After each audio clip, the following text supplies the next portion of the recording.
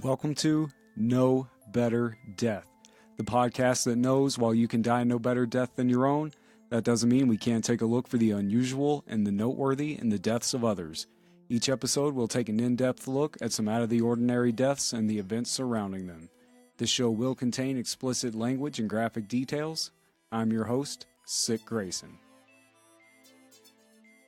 What's up, everybody? Hope you're doing okay out there during this polar vortex. We're not really getting anything too bad here in Colorado. It's just sort of business as usual. Has been really cold in the mornings when I get up to head to work, but other than that, can't really complain. Things are going fine here around the Grayson household. I hope you're all doing well. As you can tell by the release date of this episode that I'm going more for trying to release them on Friday, Saturday, sometime in that area. Having a few more days during the week to get everything in order just sort of helps out a little bit. So you should probably start looking for these on Friday or Saturday. Nothing much else to really discuss before we get into the episode. This one did take a lot of reading, man. It felt, which I know every episode of doing this show is a lot of reading, but for some reason this episode felt like it was a lot of extra reading, and had to rely pretty heavily on Wikipedia this week, which I don't usually do. I get nothing but the most basic of information from Wikipedia and try to use more reliable sources, but this week the topic, Wikipedia really seemed to have more information on all three stories I'm about to tell you, so pulled a lot from Wikipedia, a little outside what I usually do for the show. But it was really interesting. I hope you enjoy this episode as much as I enjoyed putting it together. Not so much because of the stories that happen. The stories that happen are horrible, but it is based in a world and a scene that I really enjoy, and that is concerts. I can't tell you how many concerts I've been to. I've lost count at this point. It's been my thing since I was like 14. My fuckhole stepdad and I worked for the Tupelo Coliseum. We got to watch whatever events we worked there. My friends and I, or my step-uncle and I, would drive the 45 minutes to Memphis from Pontotoc, Mississippi. That's where I lived. We'd drive up to Memphis to catch whatever shows were going down at the New Daisy or wherever concerts were going on. And once I got out on my own, I've always gone to shows. Anywhere I've lived, Columbus, Ohio, Mississippi, the time I spent in Memphis. I've been to shows in South Carolina, Colorado, Gathering of the Juggalos in Illinois. I've easily seen over 200 bands. Like I said, at this point, I can't remember them all. I can tell you some of my favorites. Rammstein, Godhead, and Crossbreed at the Newport in Columbus, Ohio. Full Devil Jacket, Dead Lights, Cold Chamber, and Typo Negative at the New Daisy in Memphis. The Guns N' Roses Not in This Lifetime tour in Denver. I saw Nine Inch Nails for the first time on the day With Teeth came out. I saw them on release day, so that was really cool. I was at Riot Fest Denver the first time the Misfits took stage as the real Misfits in 33 years. I was there, dude, and it was sick. All good shows, and I could go on and on and on, but it would probably start to sound braggish. Luckily, nothing tragic has ever happened at any concert I've attended. My wife and I did start to think we could get swept under feet at the Misfits show. Everyone in that complex rushed the stage when the Misfits came out. It was probably the largest crowd I've ever been in. And just by the nature of there being so many people, the crowd started moving as a whole, and us being lighter than the other people we were around, we started getting our feet stepped on. And that's when you go down. People start stepping on your feet, you get tripped up, you fall down, and then you're done for. You're getting trampled. It was packed so tight, I could barely breathe. There wasn't enough room to take a breath, so we had to fight our way from about 5 rows from the stage to the back of this crowd. But it wasn't just that we moved to the back. There was no moving while the Misfits were playing. We had to fight our way out between songs. It took us until at least halfway through the set just to get out of the main cluster of thousands. And I saw some numbers for that show that said there were upwards of 30,000 people there from all over the world. I mean, people flew in from other countries to see the Misfits for the first time in 33 years, and I don't blame them. But yeah, that was probably the most dangerous concert I've ever been to, and nothing happened that I know of. No one got hurt. There was the potential for people to get hurt if someone had fallen down. So I've been lucky in my life to have never been seriously injured at a show. Bruises, cuts, a few punches to the face in the pit, definitely. In more recent years, I don't get in the pit as much, but back in the day, I was always in the pit. I've been Flipped over a rail at Coal Chamber. I left Rammstein with fishnet pattern bruises down my arm from falling and getting stepped on. A body surfer fell on me during a Billy Idol set at Warped Tour back in the day, and it took a chunk out of the side of my nose that still never grew back in. I've been punched, kicked, elbowed countless times, but always made it home, safe and in one piece. But as we're going to see today, others aren't always so lucky. Whether we're talking about building failures, bad weather, overcrowding, pyrotechnics gone wrong, shooters, bombs, etc., etc. Tragedy has struck at concerts just as it does anywhere humans gather in mass since the inception of what we consider a concert. And we're going to take a look at a few of those incidents today. But what to lead with? I always wonder what order to tell these stories in. Do I hit you with the biggest story first to grab your attention and get you into the show, but have you possibly bail out after the first big story? Or do I roll them out gradually and say what would probably be considered the biggest story for the last in an attempt to get you to stick around through the whole episode? But today, I will not be burying the lead. I'm going to come out with the heavy hitter of the show. Rest in peace to the motherfucking man, Darrell Lance Abbott, a.k.a. Diamond Darrell, even more a.k.a. Dimebag Darrell. Darrell was born August 20th, 1966 in Arlington, Texas, to mother Carolyn and father Jerry Abbott, a country musician and producer. Darrell took up the guitar when he received a Les Paul-style Hondo and a small amp for his 12th birthday. At 14, so 1980, he entered a cassette of his playing into a Dallas area guitar contest. His tape was selected from over 150 entries to be in the top 15. Each finalist was invited to the Agora Ballroom in Dallas to play for the grand prize, which was a new Dean ML. And if you know Dime, you know Dean was his guitar of choice, and he has his own signature version, so this would have been the first place he was trying to get one of those classic guitars. His mom had to go with him because he wasn't old enough to get into the club alone, and he easily blew away the competition, winning the Dean ML. Months later, when the contest ran again, he entered and won that one too. Plus, his dad had bought him a Dean ML the morning of the first competition, so he was sitting on 3 of these guitars. After the second competition, the contest sponsors asked him not to enter the next one so someone else could win. And I say, fuck that. If you got the skills and no one else does, the prize is yours. It's not your fault when you're better than everyone else. You're either gifted in ways others aren't, or the competition isn't practicing enough. If you win the Super Bowl 2 years in a row, the NFL doesn't say, oh, you can't play next year because it's not fair to everyone else. The guitar he won at the first contest was sold to guitar builder Buddy Blaze to help Darrell buy a car. Buddy installed a Floyd Rose tremolo, which is sweet, reshaped the neck, and applied a lightning bolt paint job. He would later give it back to Darrell, and it would serve as the prototype for his signature guitar with Dean, the Dean from Hell.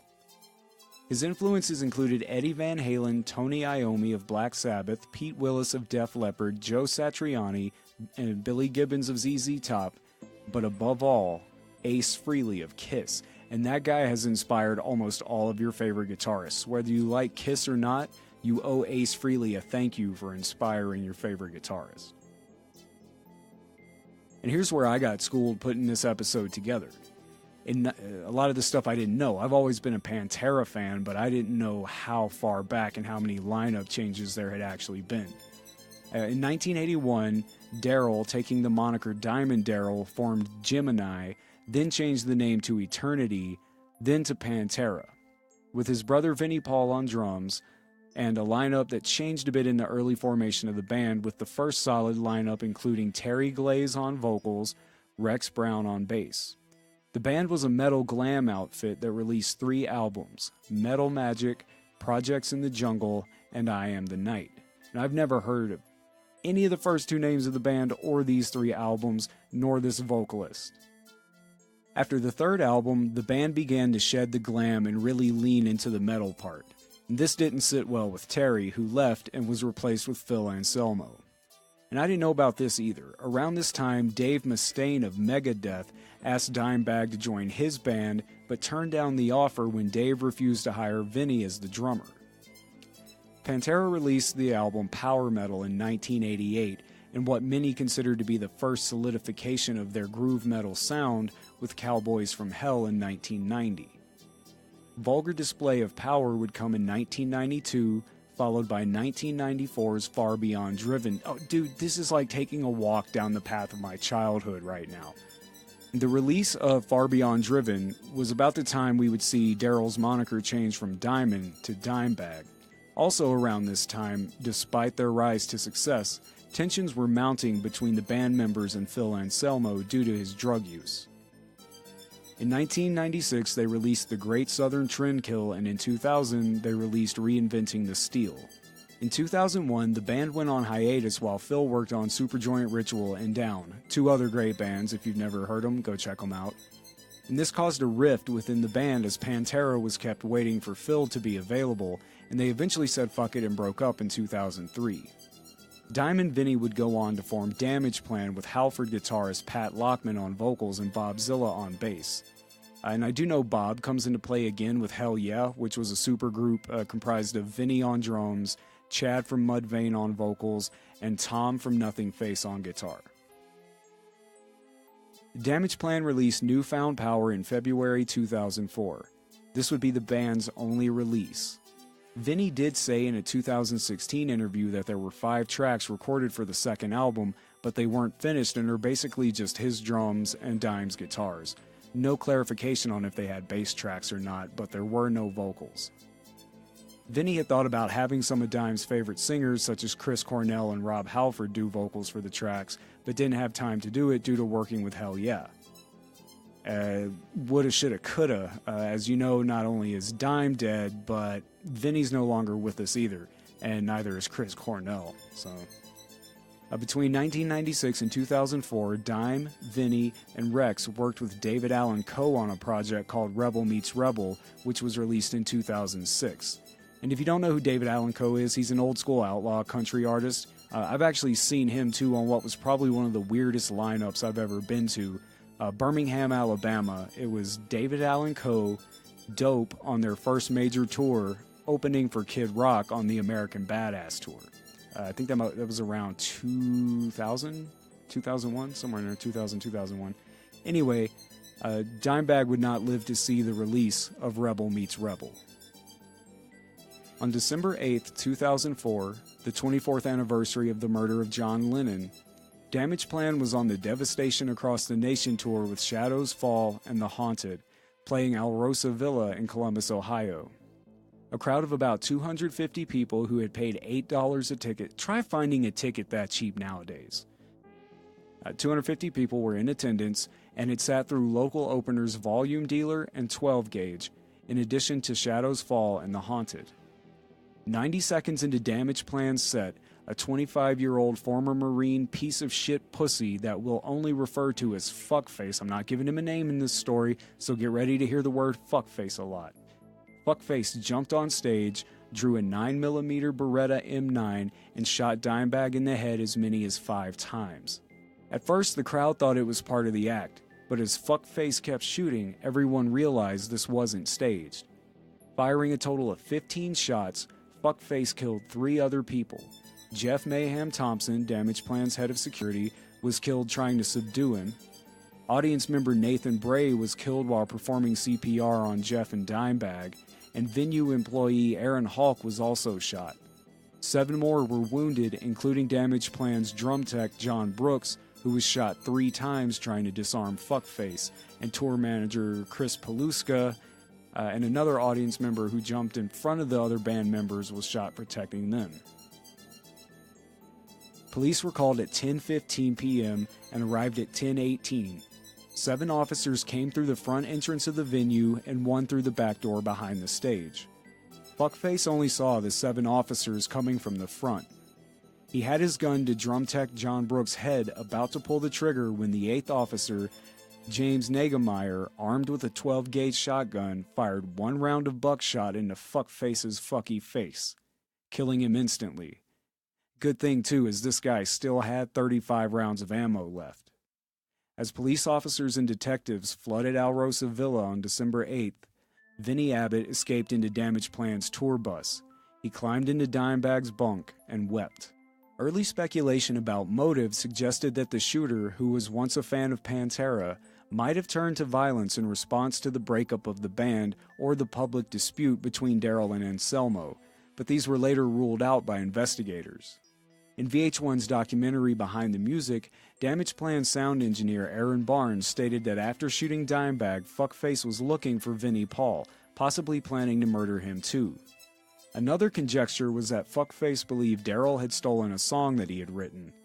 This wasn't the first time he had engaged in onstage violence. About 6 months prior to the shooting, he had been in an altercation at a Damageplan concert in Cincinnati in which he damaged $5,000 worth of equipment and had to be removed from the stage by security.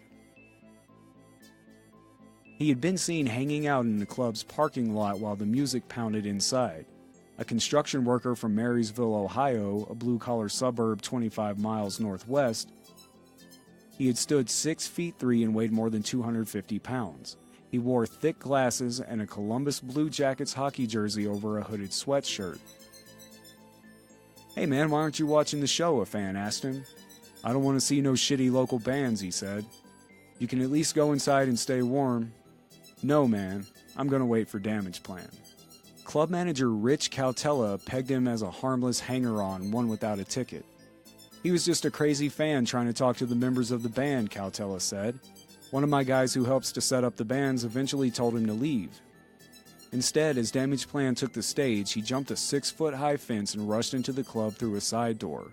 Walking swiftly past pool tables, a bar, and the sound booth, he reached the left side of the stage. Witnesses thought he wanted to stage dive. "The dude was way determined," said Billy Payne, the singer for Volume Dealer, who saw him enter through the club. "He was on a mission. He looked angry. He was walking like he was going into battle." Joe Dameron, bass player for Volume Dealer, thought the shooter shouted something about Pantera, but he wasn't sure. "With the feedback, I didn't hear what he said. I saw him open his mouth to yell something, but I don't know what it was. He just looked determined." Aaron Benner, a fan who was standing nearby, said Dime was headbanging at the time and never saw the guy coming. "He was doing his thing. He gets really into it, so he was blindsided." Cautella, who was tending bar, thought firecrackers had gone off at first. Others figured the speakers had popped or somebody had fired a cap gun. "I thought they were playing a big gimmick," said Ryan Melchior, who was working security. "People were pumping their fists thinking it was a hoax." Cautella kept pouring drinks until the music stopped. Drummer Vinnie Abbott, Darrell's brother, stood up behind his kit. Abbott's guitar began to emit feedback in a high-pitched shriek. A security guard tackled Fuckface, who continued to shoot into the crowd. One bullet grazed the arm of a Volume Dealer roadie, Travis Burnett, a burly former soldier who dropped his beer and ran toward the stage to try to disarm the shooter. "I asked him, 'Dude, what the fuck are you doing?' He was like, 'Get out of here, get away!' As I went to grab him, and he shot at me. The bullet went through my shirt and I didn't even feel it." While most fans fled, one concert goer, Mindy Reese, a registered nurse from Columbus, rushed forward.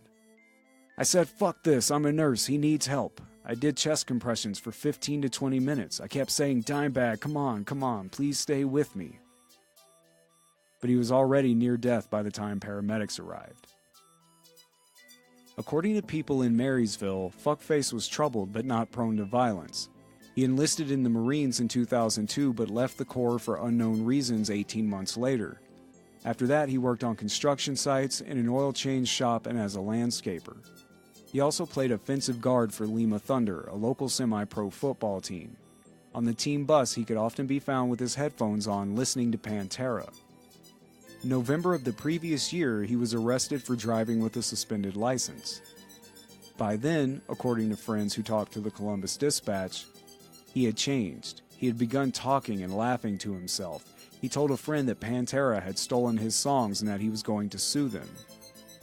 Lucas Bender, manager of Bear's Den Tattoo in Marysville, across the street from Fuckface's house, said he was a frequent visitor.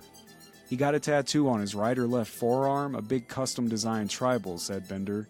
"He also got his ear pierced about a week or two before. He came in on a daily basis. I tried to keep him away from the clientele. He kind of gave everyone a weird impression."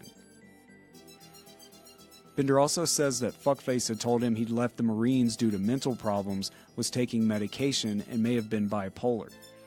He was infatuated with guitarists, too. One of our tattoo artists plays guitar, and he started trying to hang out with him. Dude probably literally dodged a bullet on that one. Darrell is buried with an Eddie Van Halen Charvel for some reason, beside his mother Carolyn and brother Vinny at Moore Memorial Gardens Cemetery in Arlington, Texas. I've been there. It was before Vinny died, so he wasn't there at that time. But I have some pics. If I can find them, I'll put them up on the website. He has a really cool stone and a bronze, I don't know what you'd call it, marker or something. Because it's not a headstone, it's laying on the ground. It's engraved with his face and some very kind words and like an image of his guitar and stuff. It's a really dope thing. Go online and look it up if you haven't seen it. Or like I said, I'll just put up my pictures. But he has a really cool gravesite. If you get a chance to go see it, definitely check it out. If you do, can I just put this out here for anybody who goes to visit graves? If you're one of the people who scratches and carves into the headstones and shit, please stop. It's great that you want to make the pilgrimage and pay homage to whoever you're going to see, but carving like, Tony was here into someone's grave is inexcusable. It's disrespectful to them, their family. Leave it so everyone else can enjoy it, and those headstones aren't cheap. So if you're one of the assholes who thinks you have to carve some shit into someone's headstone when you go see them, knock it off. Dimebag was praised for his instrumental tone and was included in the 50 Greatest Tones of All Time by Guitar Player magazine. Remembered for his amiable nature and rapport with fans, Abbott was described by AllMusic as one of the most influential stylists in modern metal. The book Riffer Madness was compiled from Abbott's frequent appearances in guitar magazines and in readers' polls, and from the long-running Guitar World magazine column that he wrote. Ride for Dime Inc., a nationally registered charity, was formed in 2005. It hosts annual motorcycle runs and concerts, with all proceeds going to Little Kids Rock and towards funding the Ride for Dime Scholarship Fund.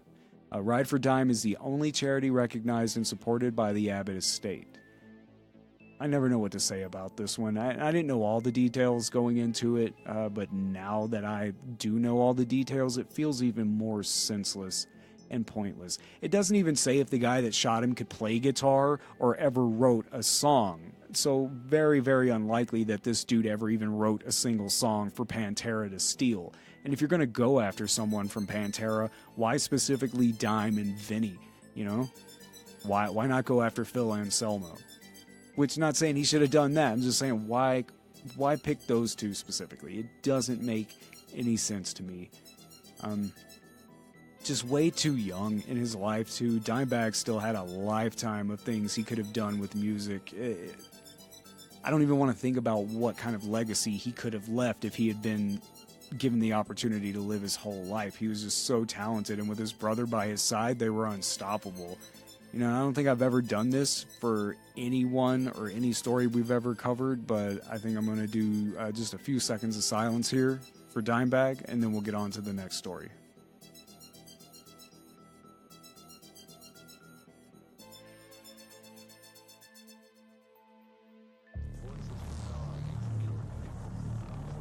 It is in human nature to have extremely enjoyable feelings that make you feel guilty. Join me, your host, the one and only Father Sin, every week while I delve into the inner workings of the human mind in my own twisted and sinful way on The Sinful Show, available wherever you get your podcasts.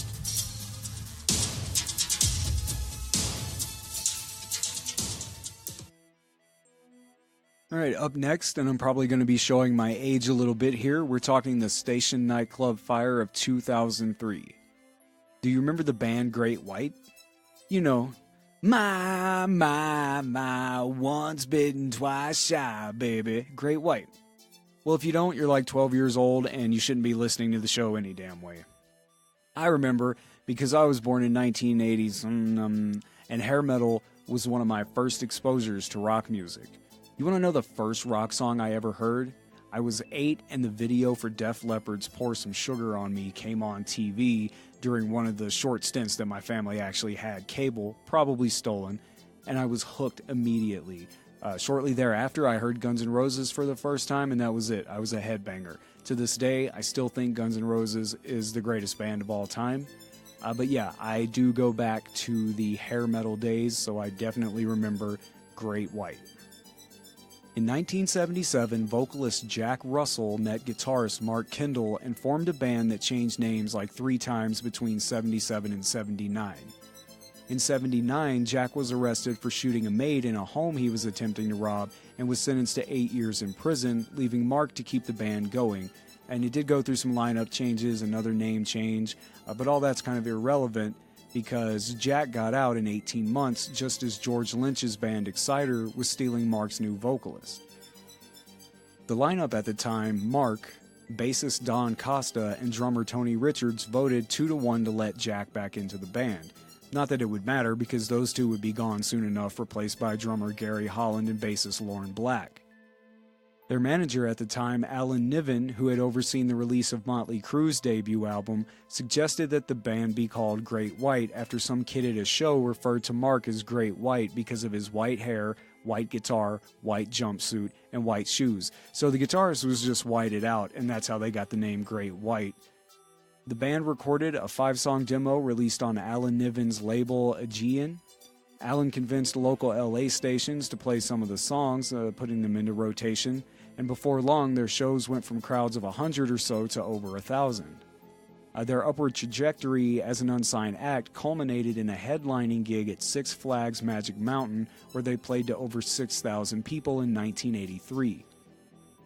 Near the end of that year, they signed to EMI America and released their self-titled debut album in early 1984, followed by a UK tour with Whitesnake. You know Whitesnake. Here I go again on my own.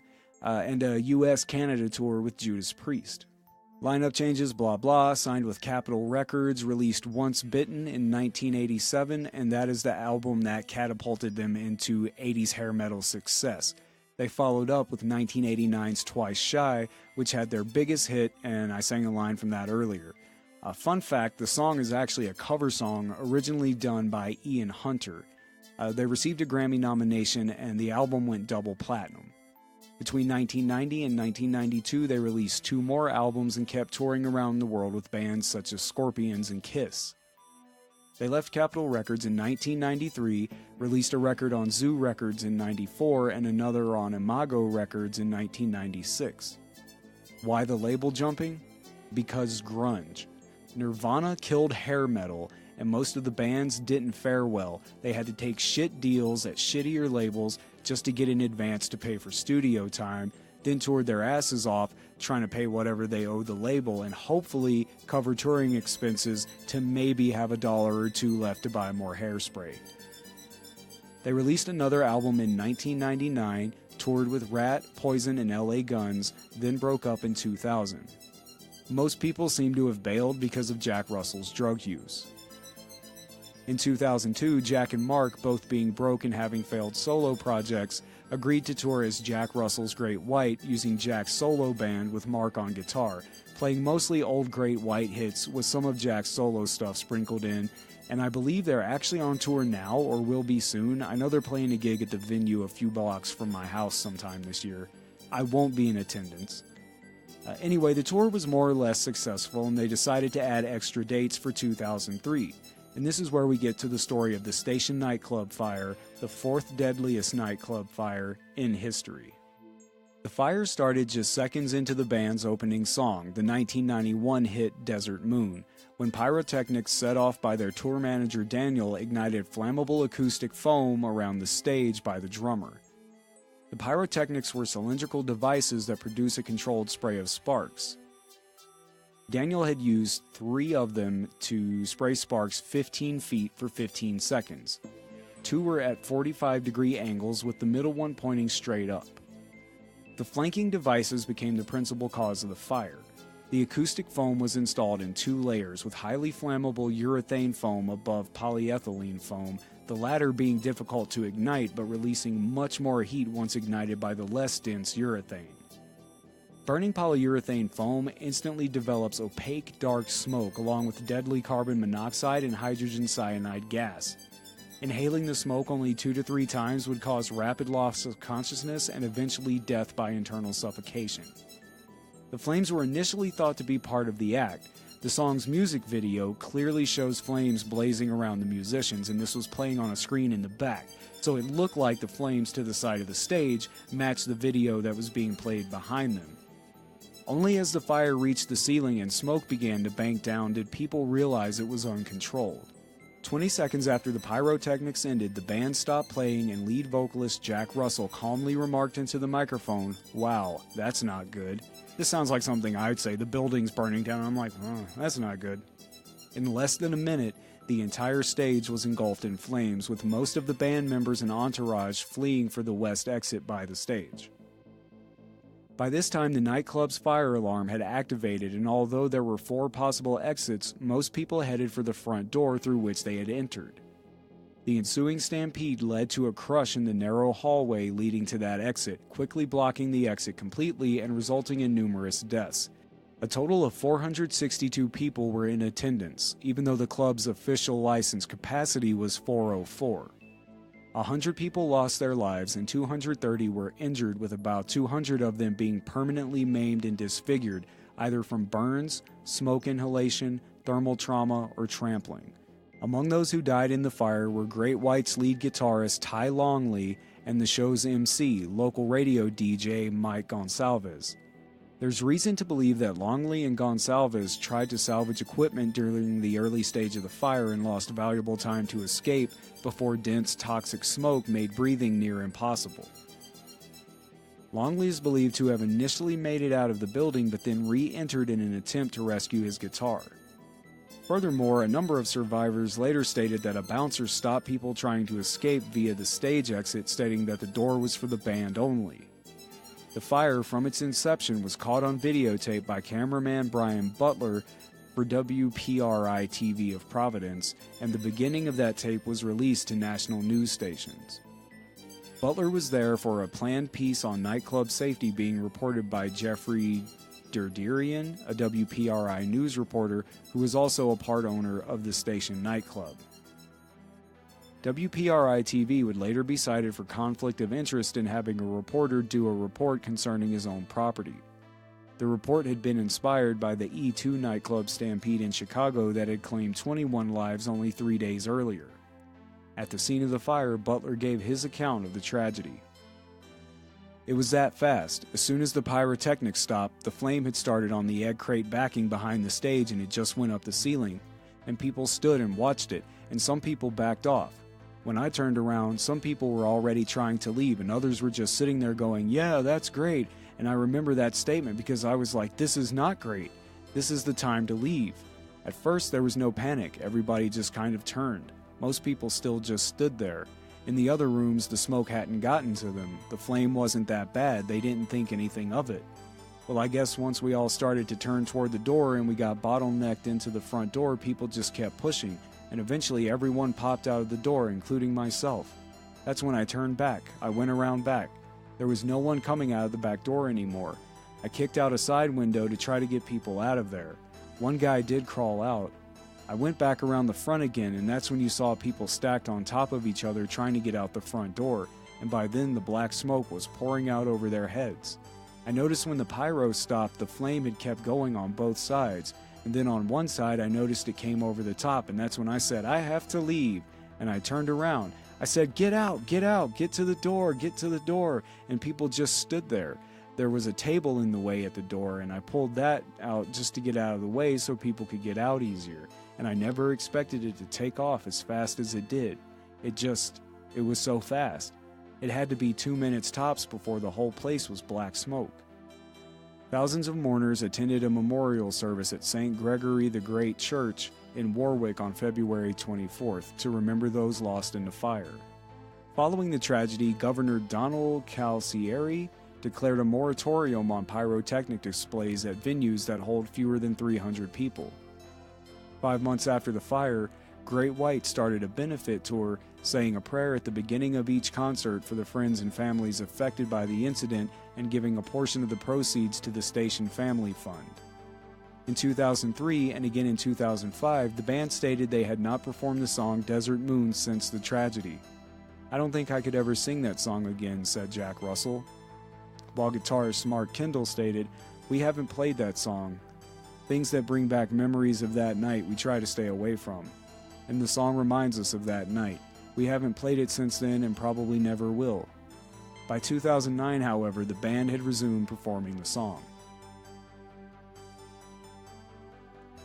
2 years to the day after the fire, band members Jack Russell and Mark Kendall, along with Great White's attorney Ed McPherson, appeared on Larry King Live with 3 survivors of the fire and the father of Ty Longley to discuss how their lives had changed since the incident.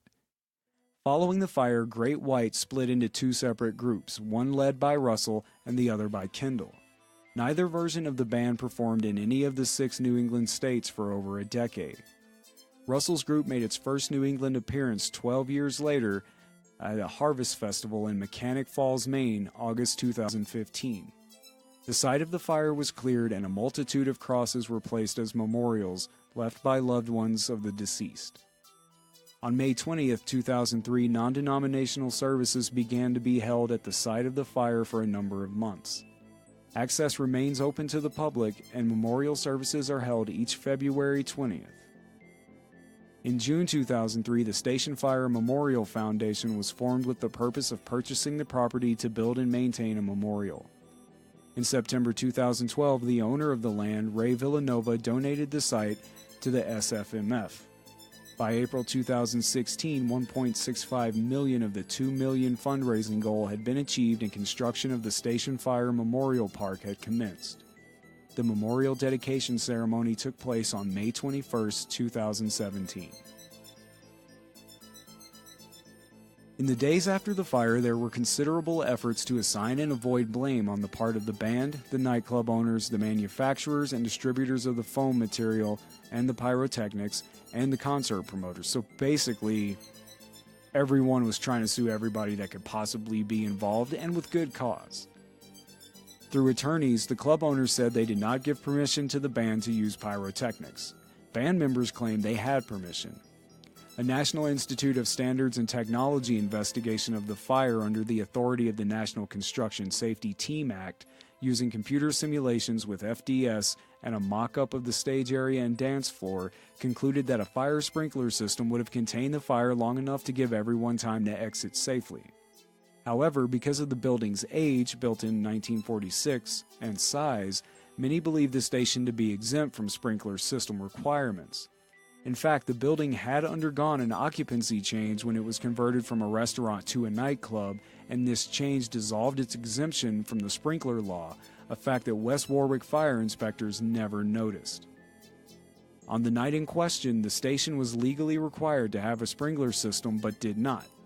Outcry over the event has sparked calls for a National Fire Sprinkler Incentive Act, but those efforts have so far stalled.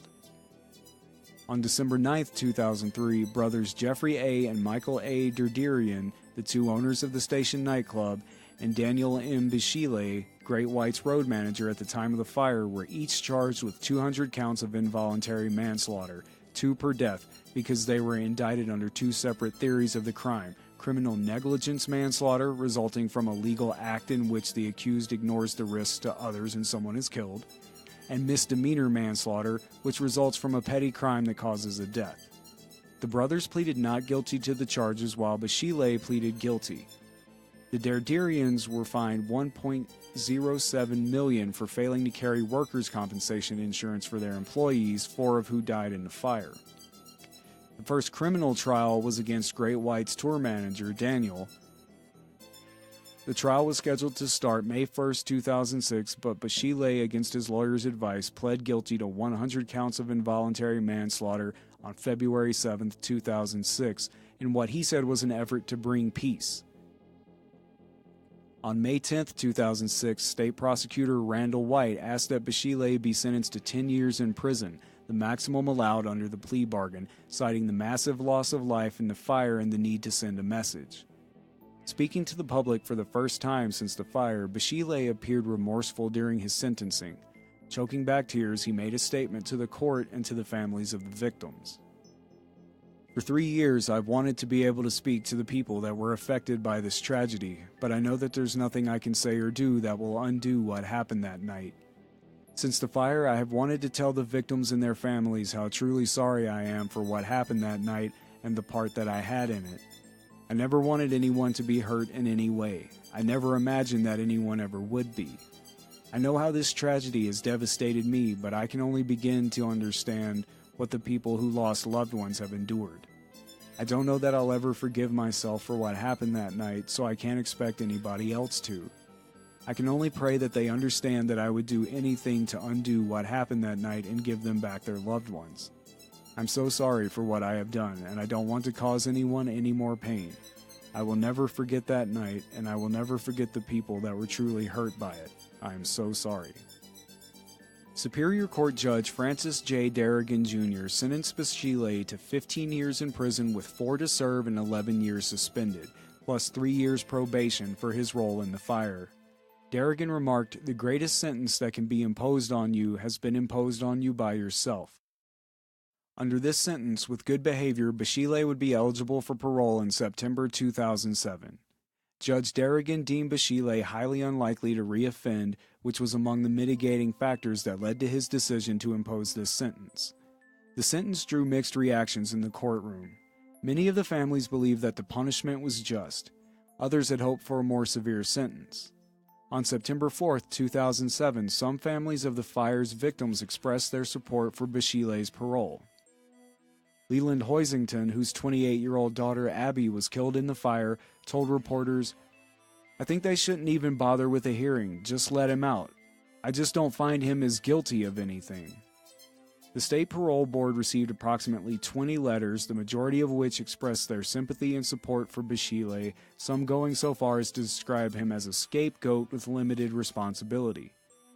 Board chairwoman Lisa Hawley told journalists of her surprise at the forgiving attitude of the families by saying, "I think the most overwhelming part of it for me was the depth of forgiveness of many of these families that have sustained such a loss."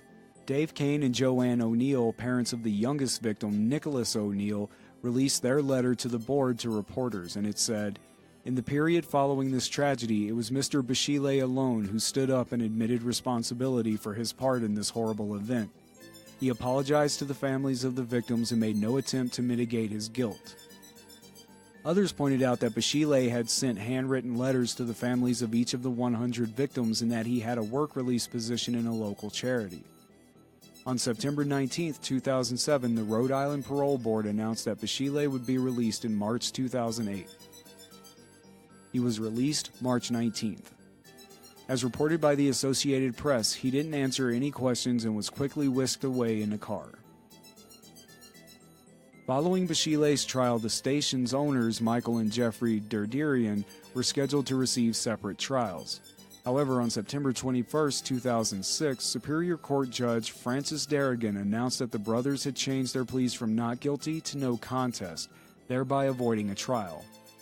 Michael received 15 years in prison with 4 to serve and 11 suspended, plus 3 years probation, the same sentence as Basile. Jeffrey received a 10-year suspended sentence, 3 years probation, and 500 hours of community service. In a letter to the victims' families, Judge Darrigan said that a trial would only serve to further traumatize and victimize not only the loved ones of the deceased and the survivors of the fire, but the general public as well.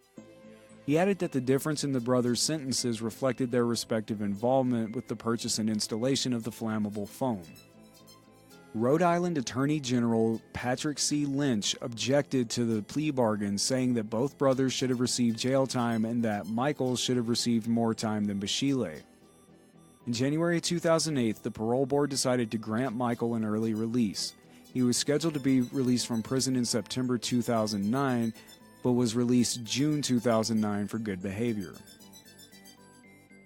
As of September 2008, at least $115 million in settlement agreements had been paid or offered to the victims or their families by various defendants, and I did find one source that said currently that number is closer to around $175 million.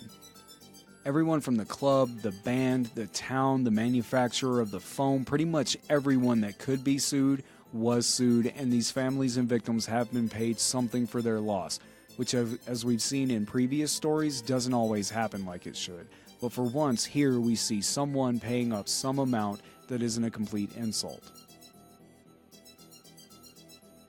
Numerous violations of existing codes contributed to the calamity, triggering an immediate effort to strengthen fire code protections.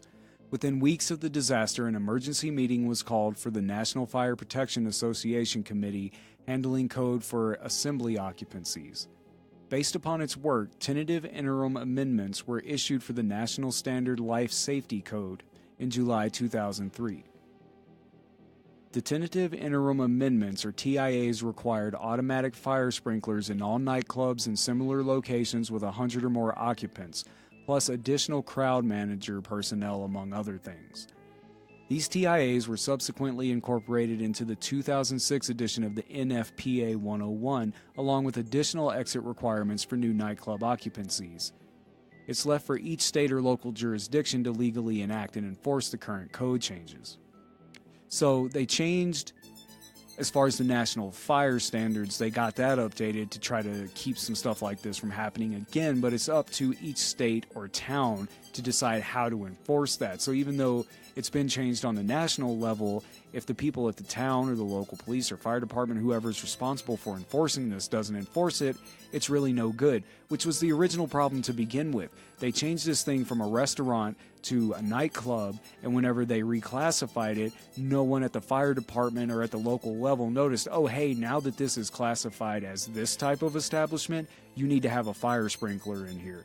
If this town was going to enforce those kinds of things, wouldn't they have done it in the first place to prevent the fire to begin with? It doesn't do any good to change national laws or requirements for fire departments if people can't be trusted at the local level to enforce them. Jack Russell scheduled a benefit show for February 2013 to commemorate the 10th anniversary of the fire and announced that all proceeds would go to the Station Fire Memorial Foundation. Upon hearing of the event, the foundation asked that its name be removed, citing the animosity still felt by many of the survivors and surviving families. Jack Russell's management agreed that the show would be renamed and the proceeds would go to another charity. A permanent memorial at the site of the fire has been erected and is named the Station Fire Memorial Park. In August 2016, the site was reported to have been used as a Pokestop to the uproar of victims' families. The Season 1 episode of Cold Case titled Disco Inferno was based on the station nightclub incident. Last year was the 15th anniversary of the fire.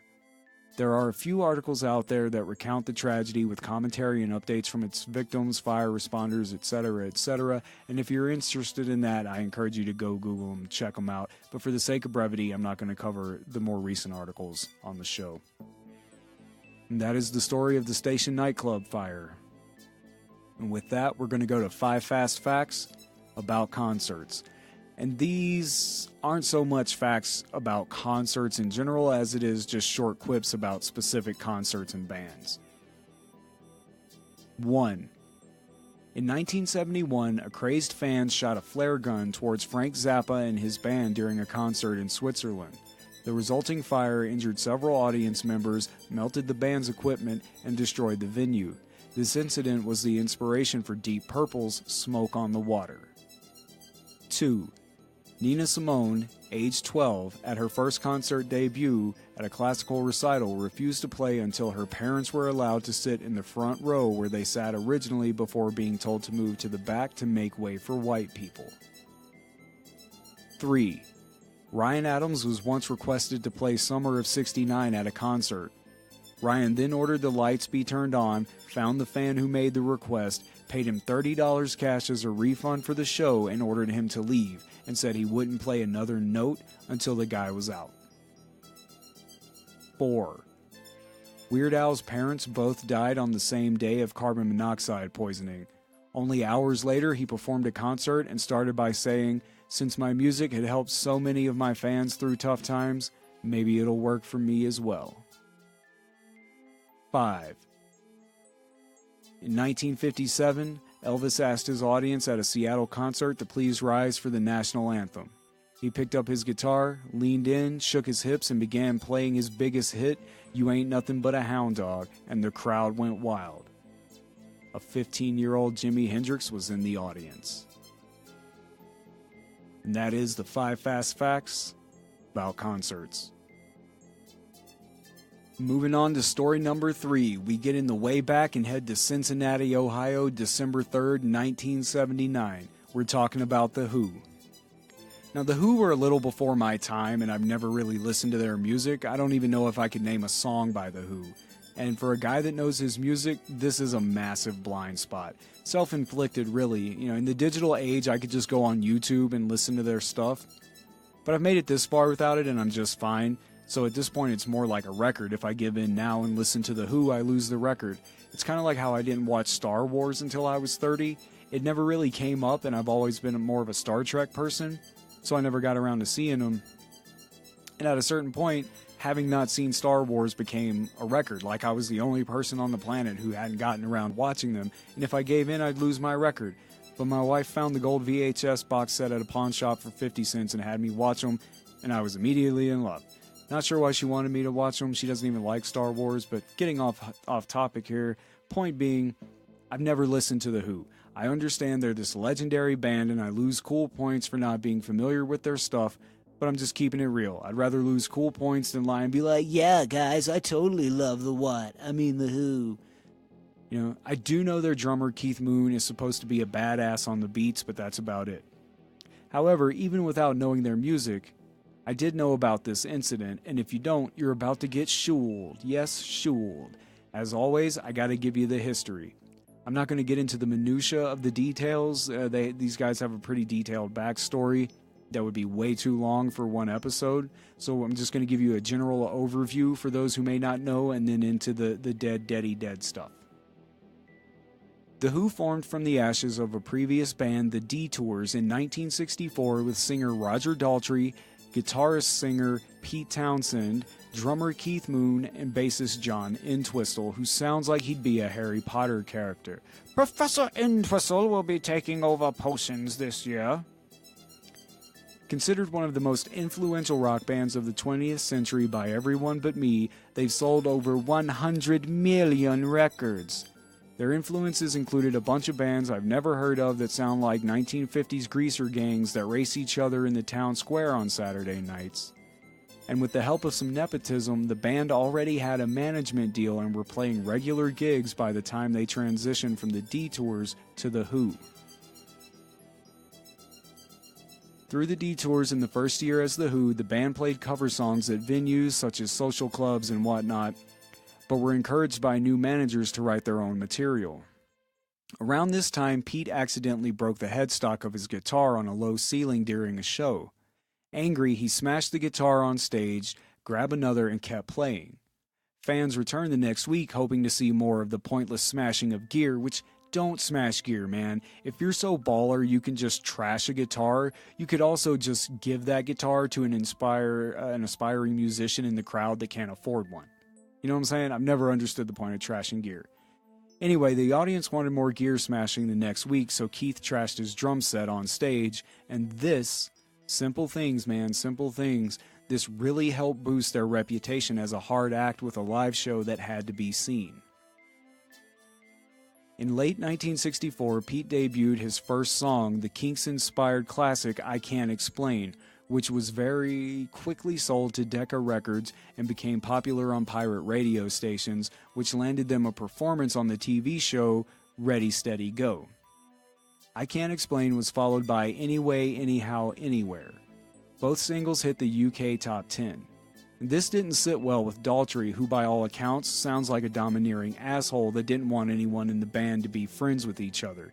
He treated it like a business. Like, hey, we're going to play covers at weddings and bar mitzvahs and shit and split the money so we don't have to work.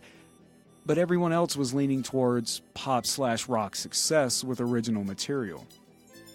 At one point, he assaulted Keith and the band gave him the boot. They let him back in shortly thereafter on the condition the band be made a democracy. The single My Generation, and see, I do know this song, so I know one of their songs, would be the one that launched them into fame. Releasing albums, touring, playing Monterey, Woodstock, getting paid, all that kind of stuff just started coming right after My Generation dropped. Fighting with each other the whole time. They got arrested for trashing a hotel room in 1973. They released a movie in 75. That same year, they set a record for the largest concert with 78,000 people in attendance. And the next year, they set the record for loudest concert at over 120 decibels.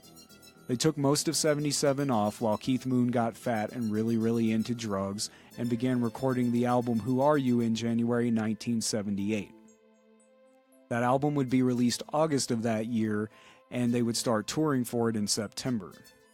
September 6, 1978, Moon went to a party thrown by Paul McCartney for Buddy Holly's birthday, after which he took 32 tabs of clomethazole, which he was taking to fight his alcohol withdrawals. He passed out sometime in the early hours of September 7th and was found dead later that day. They replaced Moon with Kenny Jones. They finished 2 more films in 79 and were on the cover of Time that December. Also that December, the Cincinnati tragedy. The Who were in the midst of the United States portion of their 1979 World Tour, which began in September with a total of 6 dates split between the Capitol Theater in Passaic, New Jersey, and Madison Square Garden in New York. The band then took some time off and would resume the tour on November 30th at the auditorium of Detroit Masonic Temple. The Cincinnati concert was the 3rd show played in this portion of the tour, after a concert the night before at the Pittsburgh Civic Arena. The concert was a sellout with 18,348 tickets sold.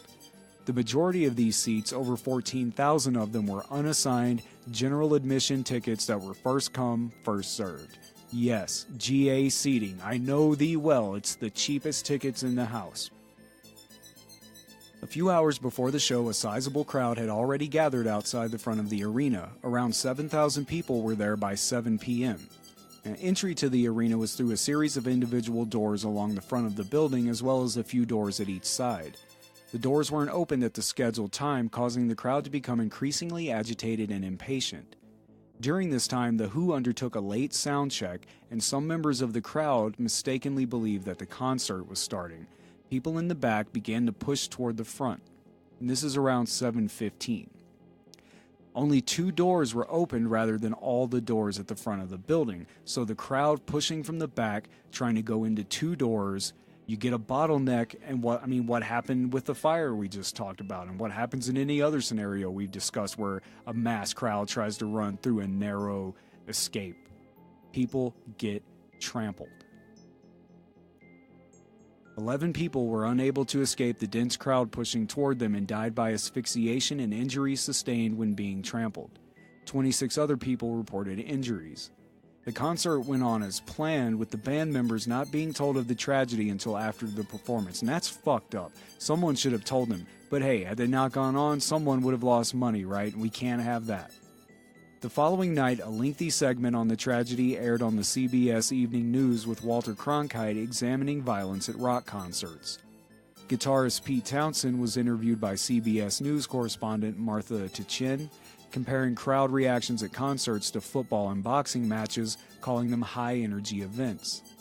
This next section is a large chunk of a Rolling Stone article written about the event in early 1980 and shows that a concerned concert-goer had voiced concerns over concert safety almost 3 years prior.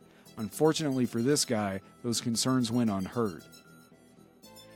At about 7:15 on the evening of December 3, 1979, Larry Magid sat down to dinner with Frank Wood in the luxurious Beehive Club, a private club in the upper reaches of Cincinnati's Riverfront Coliseum.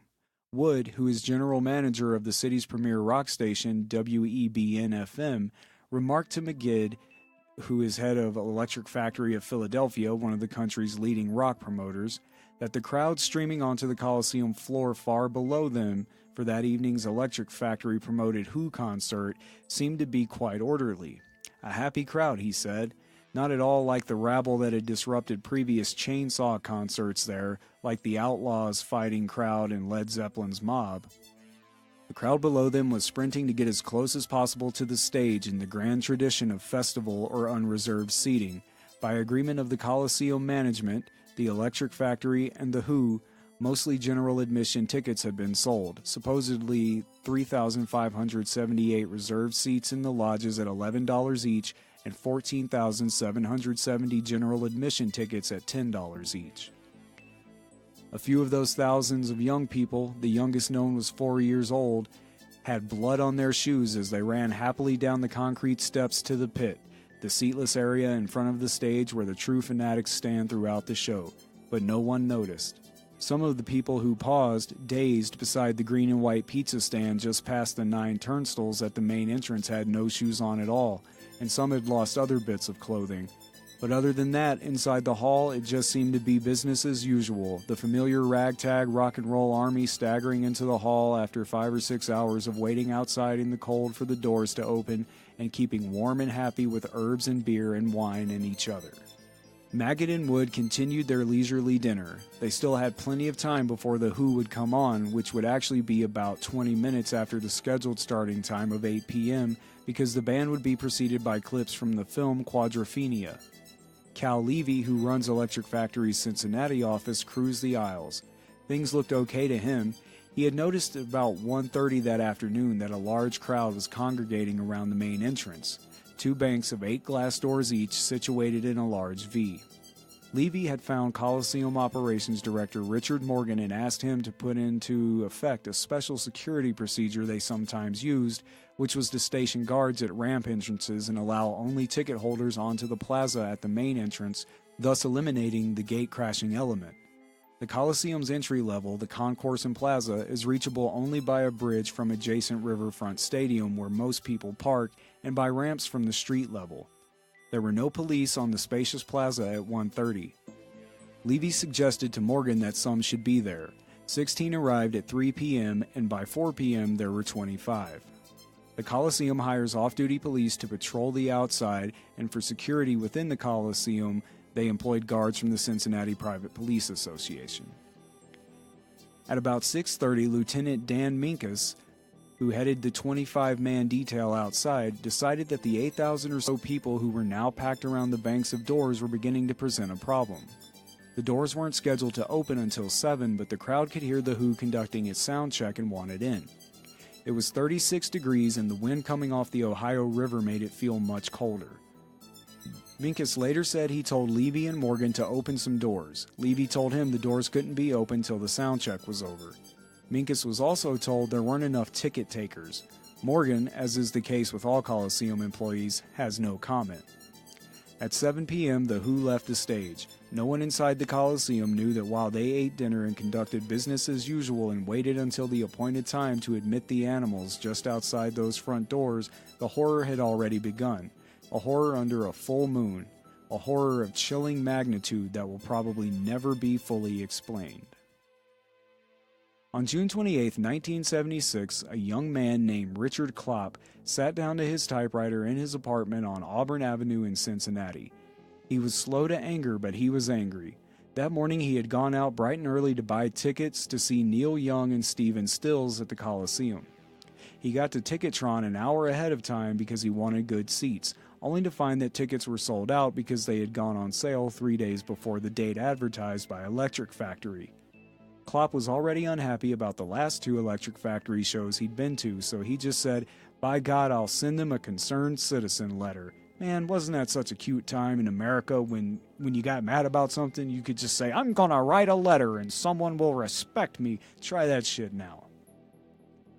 And just to be sure they didn't blow him off as some rock druggie, he decided to send carbon copies to the City Council, WEBN, Ticketron, and to the Cincinnati Public Safety Director. He wrote, "The 2 concerts that I have attended were both sold out on a festival seating or general admission basis. What this means for the promoter is more money. For the concert goer, this means that he'll probably have to sit in the aisles or on the floor, jeopardizing his safety and the safety of others. If a fire or general panic were to break out, many people would be trampled to death. Because civil people like to avoid these kinds of conflagrations, many concert goers make a point of arriving at the Coliseum 2, 3, and even 4 hours before doors are scheduled to open.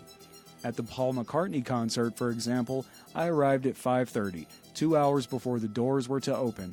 After a span of 2 hours, several thousand people had congregated on the plaza in front of the doors. When they were finally opened a half hour late, the mass of people pressed forward, literally crushing those by the doors. This is what happens when tickets are sold on a festival seating basis and it's no festival. So that was this guy's complaint. On the night of December 3rd, 1979, as Richard Klopp was caught up in the horror on the plaza and saw his wife swept away from him under the crush, it didn't immediately occur to him that what he had forecast was suddenly happening to him. He was just trying to survive. Klopp is 6'2" and weighs over 200 pounds, but he went down. The pressure from those behind him toppled him. He was flat on his face on the concrete, and those marching, charging feet were all around him. It was no great comfort that City Councilman Jerry Springer had actually replied sympathetically to his letter. No one else did, and Springer never actually was able to get anything done, because he's fucking Jerry Springer. What Klopp felt oddly, as he wondered whether he would live or die, was anger at Cincinnati's establishment at the forces that made him get a general admission ticket when he wanted a reserved seat, at whoever it was that wouldn't open those doors to relieve the crowd pressure. He seldom went to rock concerts anymore, but he had really wanted to see The Who and had gone to Ticketron an hour early. All tickets had been sold by the time he got to the window.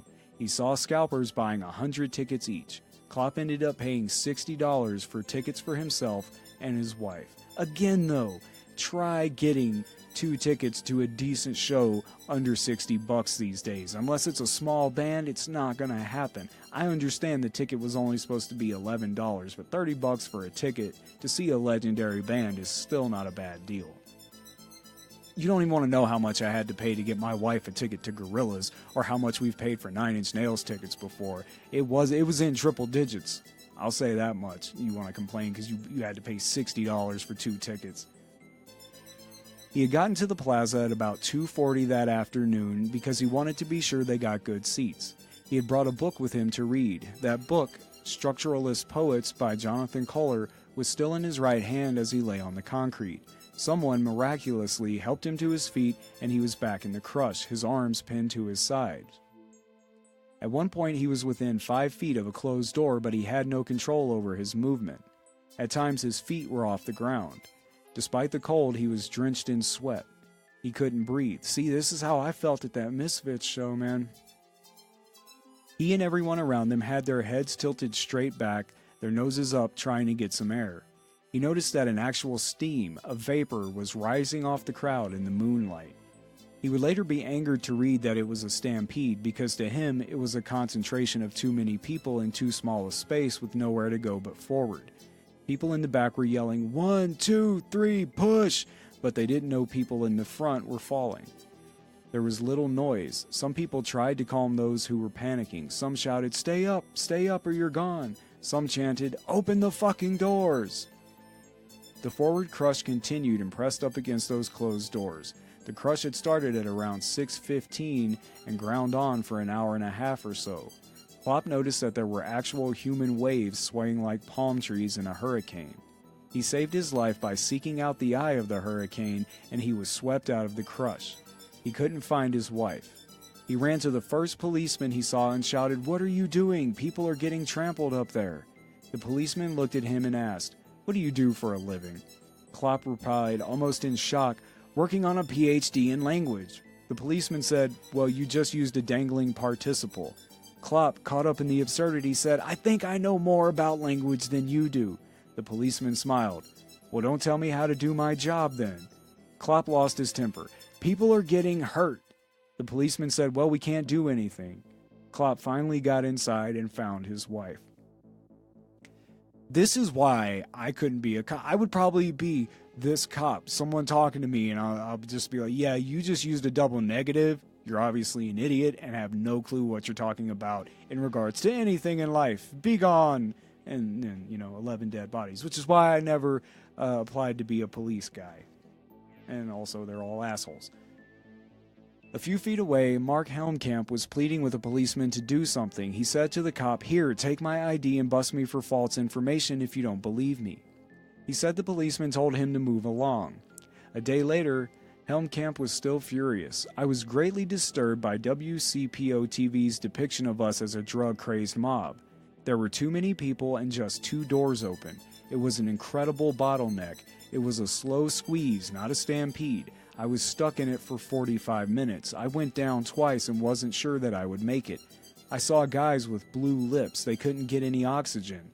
I saw, I think, 4 ticket takers after I walked over all the shoes to get in. I couldn't keep my feet on the ground the whole time. I kept my arms in front of my chest to keep from getting crushed. People were climbing up on other people's shoulders. Some people went berserk and started swinging their elbows. That was the only blood. There was no group panic.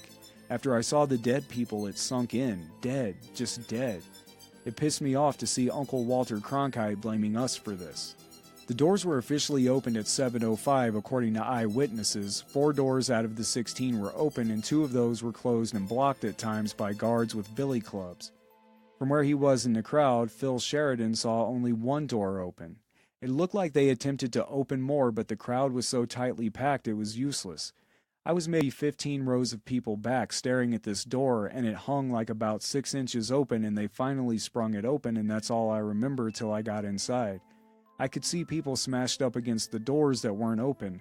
I had a hold of my girlfriend, and my buddy grabbed me by the shoulders, and I took him by the hand, and we started to make our way through the turnstiles. Is it turnstiles? Turnstiles? I never know how to pronounce that. Well, in that 10 or 15 seconds it took us to get our act together, we were now inside between the doors and the turnstiles, and the door was a frenzy, and they're still trying to take the tickets. God, it was insane. I was 3 abreast in this goddamn turnstile, which was only 18 inches wide.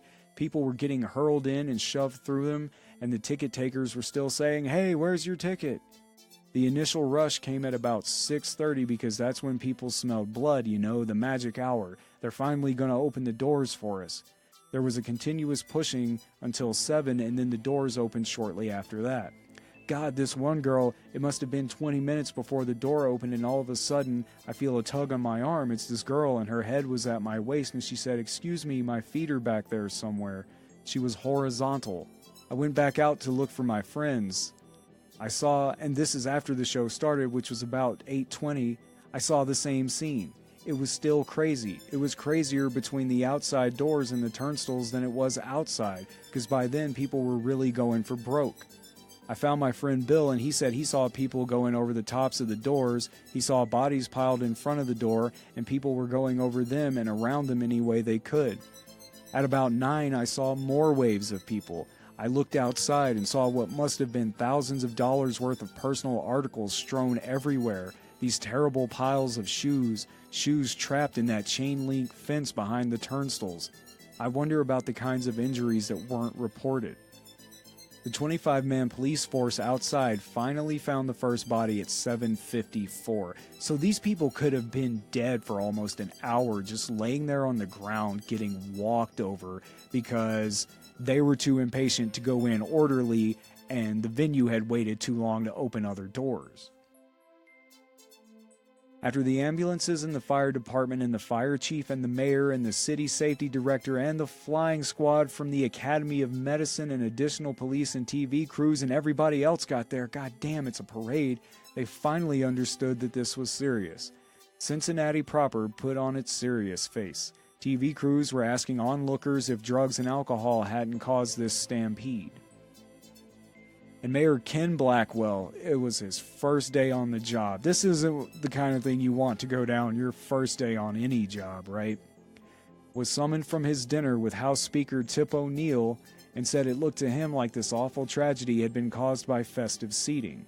It was his decision to continue the concert lest the many thousands inside riot if the show were stopped. Promoter Larry Magid said he first learned of the trouble at 8:45 from a Coliseum employee and went backstage to tell The Who's manager, Bill Kerbishley, that there were 4 dead, 2 ODs and 2 crushed, according to Kerbishley. The fire marshal arrived and said he thought there was a mass overdosage. He wanted to stop the concert. Then he learned that the deaths were due to asphyxiation and that people were still being treated on the plaza level. Kerbishley told him it would be senseless to stop the concert, that there could be a riot, and people might stampede back across the plaza. The fire marshal said, "I agree with you totally." By the time the show was over, Kerbishley knew of 11 deaths. He told The Who that something serious had happened and they should hurry their encore. After the brief encore, he took them into the tuning room and told them of the deaths. They were devastated. "Initially, we felt stunned and empty," said Roger Daltrey 3 days after the concert. We felt we couldn't go on, but you gotta. There's no point in stopping. Lieutenant Minkus said 16 doors were open, and Cal Levy echoed that. Electric Factory attorney Tom Gould said 9 to 11 doors were open, and Roger Daltrey said 3 were open. Dozens of eyewitnesses told Rolling Stone that never during the trouble were more than 4 doors open and that only 2 were open most of the time. The Coliseum management still refuses to say how many tickets were sold, how many guards were on duty, and how many ticket takers or ushers there were or anything else. Kirbishley said Electric Factory paid $7,800 to the Coliseum for ushers, ticket takers, interior security, and cleanup. Including emergency exits, there are 106 doors at the Coliseum. So why at times were only 2 of those doors open? In Providence, Rhode Island, Mayor Vincent A. Cianci canceled a scheduled performance of The Who at the city's Civic Center that same month. This was despite the fact that the Providence venue had assigned seating. 33 years later, the band returned to Providence and honored tickets from the 1979 show that was canceled. The families of the victims sued the band, concert promoter Electric Factory, and the city of Cincinnati. The suits were settled in 1983, awarding each of the families of the deceased approximately $150,000, which would be about $375,000 in today's money, and approximately $750,000 to be divided among the 23 injured, and that total would be about $1.9 million today. The city of Cincinnati also imposed a ban on unassigned seating on December 27th, with minor exceptions for the next 25 years. The incident was the subject of a book, Are the Kids All Right? The Rock Generation and Its Hidden Death Wish, as well as a second season episode of WKRP in Cincinnati called In Concert. It also inspired scenes in the film Pink Floyd's The Wall, whose 1982 premiere was attended by The Who's Pete Townsend. In 2004, the city of Cincinnati permanently repealed its long-standing ban on unassigned seating, a move which has been criticized by some. A temporary exemption of the ban had been made for Bruce Springsteen in 2002. The goal of lifting the ban was to attract more big-name acts. However, the city now mandates there must be 9 square feet per person at a venue, and the number of tickets sold for each event is adjusted accordingly. What venue anywhere can each person have 9 square feet? I've never been to any of these venues where you get 9 square feet. You're lucky to have a spot that your body fits in at all. Paul Wertheimer, the city's public information officer at the time of the tragedy, went on to serve on a task force on crowd control and later founded Crowd Management Strategies in 1992, a consulting firm based in Los Angeles. In 2009, 30 years after the tragedy, rock station WEBN aired a retrospective on the event, including clips from the news coverage. In 2014, Pearl Jam played in the city and acknowledged the tragedy. They dedicated the cover of The Who's The Real Me to those who died. Pearl Jam experienced a similar tragedy in 2000 when 9 people died in a crush during their concert at Roskilde Festival. On the eve of the 35th anniversary of the tragedy, Cincinnati Mayor John Cranley promised to have a historical marker on the site of the tragedy. The marker was dedicated at U.S. Bank Arena on December 3, 2015. The Showtime series Roadies dedicated an entire episode to the event. The episode The City Whose Name Must Not Be Spoken showcases the roadies of a fictional band completing many rituals after someone on the tour bus mentioned Cincinnati. The Who released a couple more albums, broke up in 1983, reunited for a short tour in 89, played a few random shows here and there with various members, toured in 2002 and was gearing up for a tour, or toured in 2000 and was gearing up for a tour in 2002 when Entwistle, the day before the first show, was found dead of a cocaine-induced heart attack at the Las Vegas Hard Rock Hotel. They got a fill-in bassist, did the tour, released a new album in 2006 and toured for that, played the 2010 Super Bowl, did a tour in 2012, and a tour in 2015 that was supposed to be their last, but ended up doing another in 2016. And this year, 2019, they've announced a new album and a tour in the works. And that, ladies and gentlemen, everyone in between and outside, is Killer Concerts Part 1. On the way out, I'm going to play a couple news clips. One is a news report from the night of the trampling with statements from some people who were there and a statement from Pete Townsend, and the other is a news report from the following night. NoBetterDeath.info for all info on No Better Death, show notes, links to social media, contact info, listen to the show directly on the site, or find links to all major podcast platforms that you can get the show on. If you have personal experiences with death, stories you want to hear on the show, or maybe you just want to say hi to your fellow death nerds, hit me up on Facebook, Twitter, or NoBetterDeath@gmail.com. I've also been trying to be more active on Instagram, so if you haven't followed the show on Instagram, please do that. It's No Better Death everywhere except Twitter. It's No Better Death 1. So wherever you're at, you can find me there. I know I keep talking about possible merch and maybe a Patreon, but I haven't had a lot of time to get any of that put together. Just, I kind of told you last week I've been having some stuff going on. But as soon as I get anything going in that direction, I'll keep you updated. If you would be so kind, please subscribe, rate, review, share, retweet, whatever you do, wherever you do it, and tell your friends. That's the best way to get word out about the show. The audience seems to be growing every day, and I really appreciate you guys helping spread the dead word, and I really, really, really times a million appreciate you tuning in every week. The machine in my chest that processes the ones and zeros it receives tells me that it means a lot. I am sick, probably going to get trampled at a concert one day, Grayson. Until next time, try not to die. Okay, where were you and what happened? I was standing right here. I've been here since 6 o'clock this evening. And when they opened the doors tonight, everybody just went crazy. There was a girl in front of me. She fell down, and people were stamping on top of her and everything. And I was trying to help her up, and they were just hitting everybody and just trying to kill to get into the concert. What did they know that they were trampling on these people? Yes, they know. They were just trampling right on over them like they didn't care.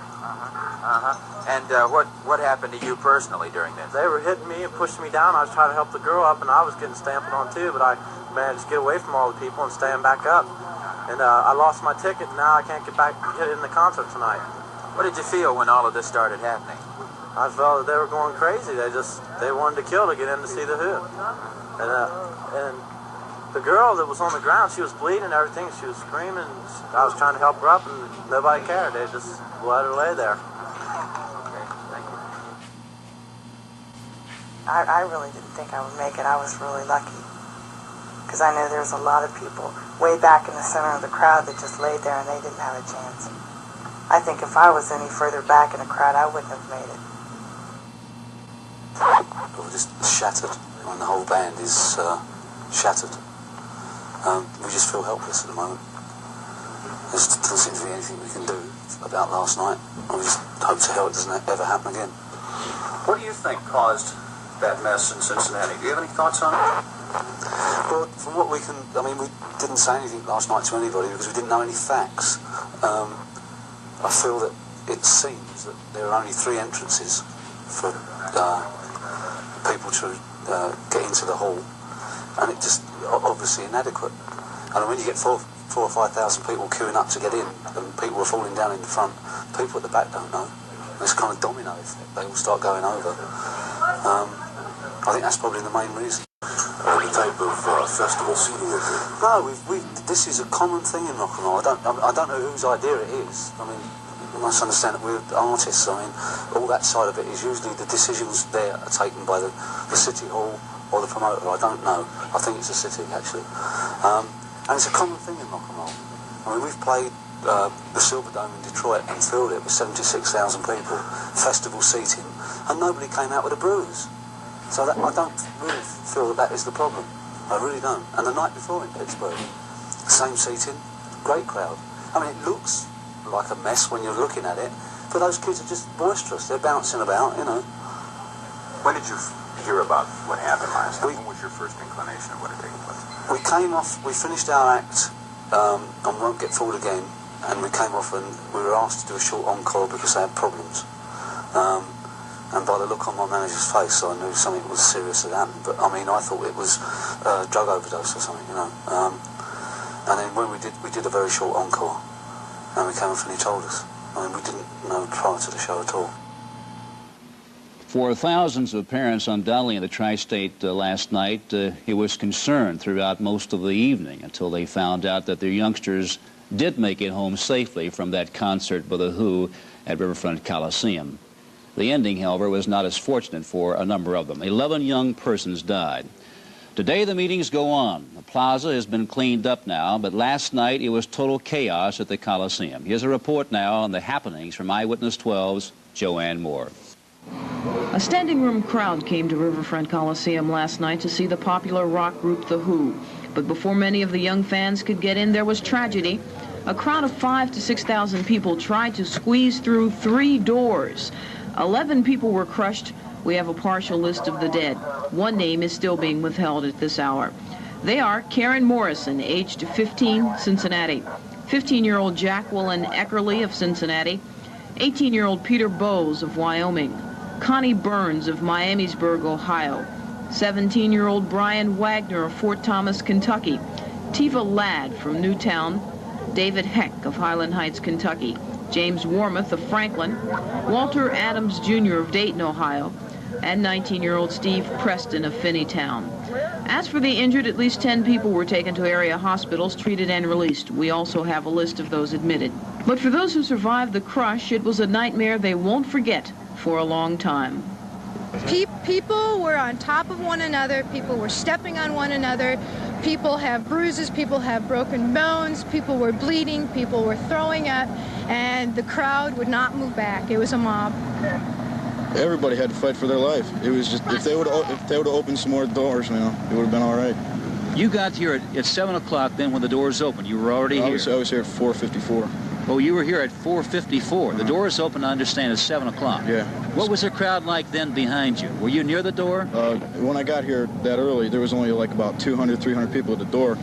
And then within a half hour, there were about 500, and then, you know, it just kept multiplying. We just kept getting pushed right up against the door. In other words, there was nothing you could do. Once that door opened, you either... That was it. Either if you went with down, the flow, or you fell on the concrete. If you fell on the ground, that was it. It's all over. The crowd just closed in. People started falling down. There was tugging back and forth, kind of a mob action. Then you started falling down. Once you were down, your legs were pinned, you couldn't get up.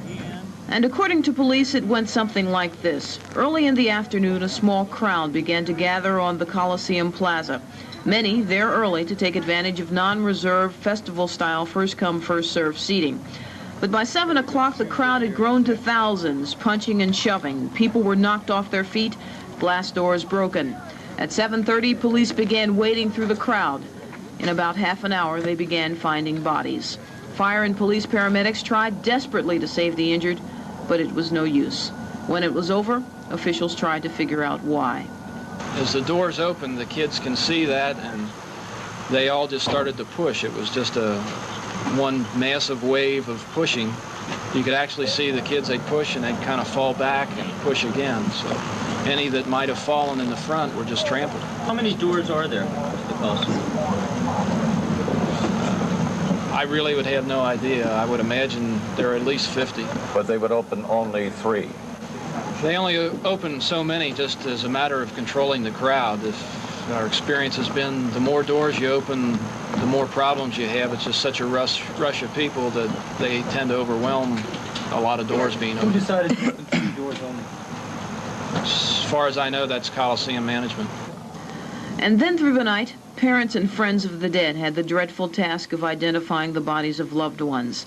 Police allowed somber, white-faced relatives through the locked door of the Hamilton County morgue throughout the night.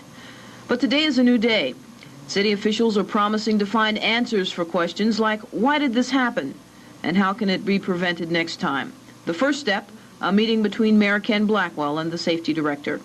I'm Joanne Moore, Eyewitness 12 News.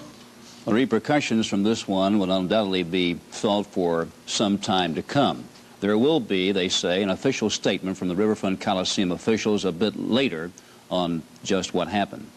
I talked with Brian Heekin last night, who is the owner of Riverfront Coliseum. He said he would have no comment. Obviously, he had no details of just what happened. Richard Morgan, who is director of operations at the Coliseum, told this reporter that he felt that the Coliseum people had done everything possible to preclude what had happened last night at Riverfront Coliseum. Eyewitness 12 News Extra continues after this.